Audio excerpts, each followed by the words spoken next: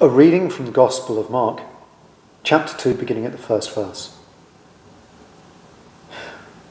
When he returned home to Capernaum after some days, it was reported that he was at home.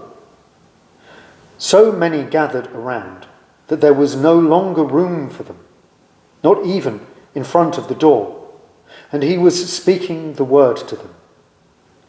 Then some people came, bringing to him a paralyzed man, carried by 4 of them.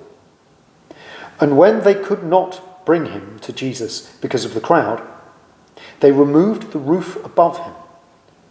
And after having dug through it, they let down the mat on which the paralytic lay. When Jesus saw their faith, he said to the paralytic, "Son, your sins are forgiven." Now some of the scribes that were sitting there questioned in their hearts, "Why does this fellow speak in this way? It is blasphemy. Who can forgive sins but God alone?"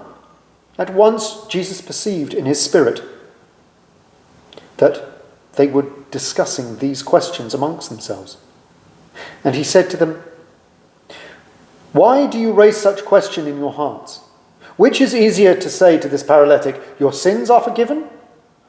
Or to say, 'Stand up and take your mat and walk'? But so you may know that the Son of Man has authority on earth to forgive sins." He said to the paralytic, "I say to you, stand up, take your mat, and go to your home."